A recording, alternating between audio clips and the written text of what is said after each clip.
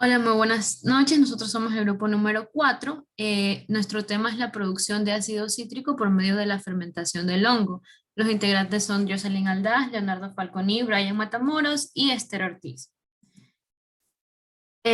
Bien, el ácido cítrico es una sustancia que es producida por la fermentación de hongos de los géneros Aspergillus, Penicillium, Monilia, Candida y Pichia, pero principalmente se utilizan las del género Aspergillus, específicamente Aspergillus niger, debido a que estos tienen una actividad baja de las enzimas isocitrato deshidrogenasa y aconitasa hidratasa, y tienen alta actividad de la enzima citrato sintetasa, por lo que producen más ácido por unidad de tiempo.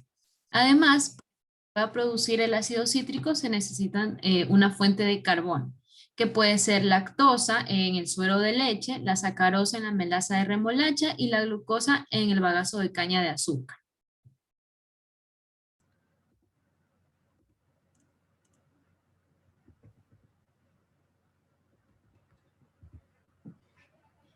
Como hipótesis planteada, nosotros tenemos que la cantidad de producción de ácido cítrico por medio de la fermentación del hongos Aspergillus niger varía de acuerdo a la fuente de carbono utilizada y su concentración. En este caso, utilizamos lactosa, sacarosa y glucosa.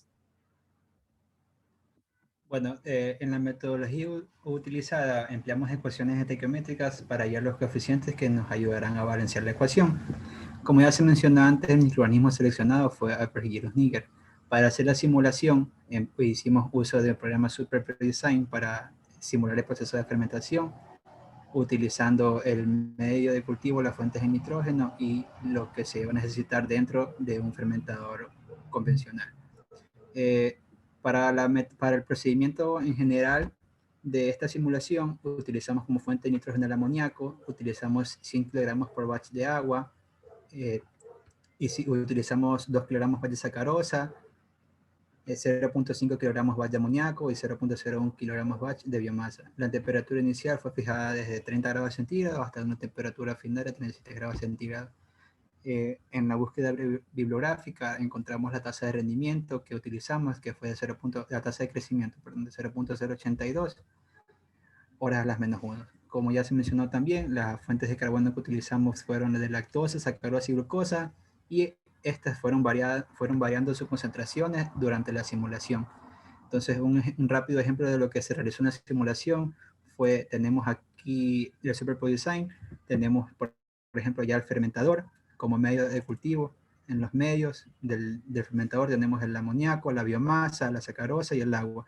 Como podemos ver, esta simulación de aquí fue realizada con 5 kilogramos batch, es decir, la última de las tres que se escogió, de las tres concentraciones que escogimos para realizar.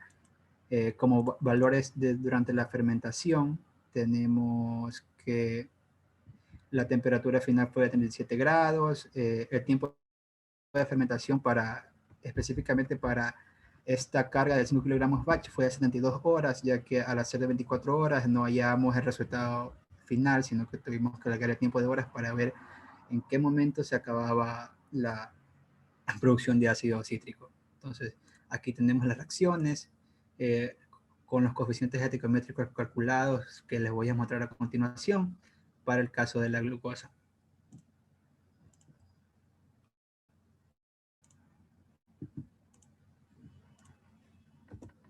Entonces, los rendimientos de la glucosa en C-mol tenemos por la medida de la búsqueda bibliográfica, tenemos que de 0.593 de gramos de ácido cítrico por gramos de sacarosa. Asimismo, tenemos 0.1594 de gramos de biomasa por gramos de sacarosa. Realizando el cálculo, obtuvimos los resultados que les mostramos a continuación, que son 30 gramos mol de glucosa, 31.89 gramos mol de ácido cítrico, 25.29 gramos mol de biomasa. Calculando rendimientos en C-mol de la biomasa, obtuvimos 15.94 y 0.593 respectivamente para biomasa y ácido cítrico. Y aquí abajo podemos observar la ecuación con los coeficientes estequiométricos que se van a calcular en la siguiente diapositiva. Entonces aquí tenemos el balance de las ecuaciones para determinar los coeficientes, las ecuaciones según la carbono, nitrógeno, hidrógeno y oxígeno. Aquí tenemos los resultados de cada coeficiente que vamos a utilizar en la ecuación y finalmente tenemos la ecuación balanceada. Aquí, como podemos ver, estas fueron las tablas que obtuvimos en la simulación. utilizamos como el control los 2 kilogramos batch para cada tipo de fuente de carbono. Entonces, por ejemplo, podemos ver que en el caso de los 2 kilogramos batch, a las 44 horas se tuvo un resultado final de 11.52 gramos por litro de ácido cítrico. Asimismo, en las 3 kilogramos batch, el tiempo fue más alargado, se tuvo 48 horas. Y en los 5 kilogramos batch tuvimos que a las 54 horas se produjo 28.0034 gramos de ácido cítrico. Y como adicional, decidimos variar también la velocidad, la tasa de crecimiento. Entonces, como mencioné al inicio, la tasa de crecimiento fue fijada en 0.082. Y en 2 kilogramos batch, que fue nuestro control, tenemos que, como le mencioné, que a las 44 horas se obtuvo la producción final. Entonces, al cambiar de ese 0.082 a 0.5, tenemos que a las 8 horas ya se obtiene la producción final de 11.52 así mismo.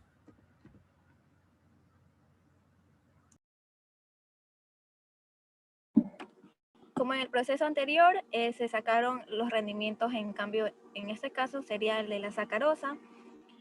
Los rendimientos teóricos utilizados. También encontramos más abajo la tabla de sacarosa, ácido cítrico, biomasa, los pesos moleculares. A continuación se muestran, siguiente por favor, se muestran los rendimientos de la sacarosa en C-mol, como en la glucosa sí mismo se sacaron, y también se hizo la ecuación de los coeficientes estequiométricos para continuar sacando los coeficientes. Se halló una ecuación para reemplazar los valores y sacar cada letra de coeficiente, completando la ecuación. Siguiente, por favor. Siguiente. Completando la ecuación balanceada de la sacarosa. Siguiente, por favor. Ya. En cuanto a la sacarosa, tenemos la sacarosa, en este caso, fue obtenida por medio de la melaza de la remolacha. La melaza se encuentra como un subproducto de las continuas cristalizaciones de las aguas madres en las plantas azucareras. Este líquido es denso y está compuesto inicialmente por agua y sacarosa entre 50 y 55%, además de una gran cantidad de nutrientes, por lo que se convierte en un medio de cultivo óptimo para el crecimiento de este microorganismo. En este caso es el hongo Aspergillus niger. Como antes ya lo mencionamos, las cantidades y las temperaturas, también con el rendimiento, la tasa de crecimiento que fue 0.082 y con una cantidad de 2 kilogramos sobre batch de sacarosa para el blanco. O control, siguiente por favor. Podemos observar que en el tiempo 44 se halló las anterior, por favor. Se halló la sacarosa. Bueno, en la sacarosa del blanco, no, al tiempo, a las 44 horas, ya no hubo. Y procedemos en la segunda tabla a observar que si cambiamos las horas de tasa de crecimiento, podemos observar que a las 44 horas ya no hay. Y observamos que a las 6 horas recién se acabó.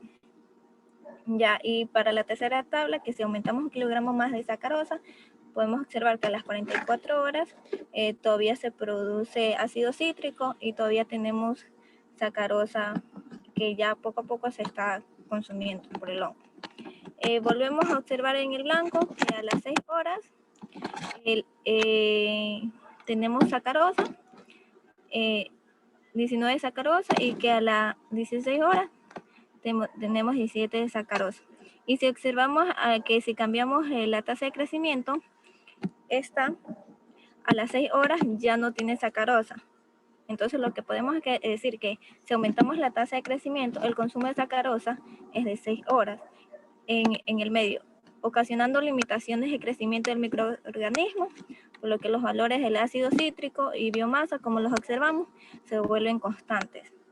Además de que si aumentamos, vamos a la tercera tabla, que si aumentamos 1 kilogramo más de sacarosa, decimos que al aumentar la concentración de, aumentar la sacarosa, se aumenta la producción de ácido cítrico. Siguiente. De igual manera, para el sustrato de lactosa, conseguimos los rendimientos teóricos de papers encontrados, donde tenemos 0.75 para el ácido cítrico y 0.20 para la biomasa. Para el peso molecular tenemos el que, calculando con los rendimientos teóricos, 28.55 gramos mol para la lactosa, 31.89 gramos mol para el ácido cítrico y 25.29 gramos mol para la biomasa. Siguiente, ya. Para el rendimiento, calculamos igualmente como los anteriores procedimientos y obtuvimos que para la biomasa se obtuvo 0.22 y para el ácido cítrico 0.67, los cuales utilizamos para la ecuación de coeficientes estequiométricos. Posteriormente tuvimos que hacer los cálculos para determinar los coeficientes de cada elemento, ya sea carbono, hidrógeno y oxígeno. Siguiente. Y los resultados tuvimos ahí 0.045, 0.044, 0.28 y 0.17, que posteriormente en la siguiente diapositiva los utilizamos para ya la ecuación balanceada finalmente. En cuanto a las tablas obtenidas para la lactosa, nos enfocamos primero en el valor de las 48 horas, que para el caso de los 2 kilogramos de sustrato, que sería el blanco, donde fue que ya no había más procedimiento, más obtención de ácido cítrico por parte del Aspergillus niger.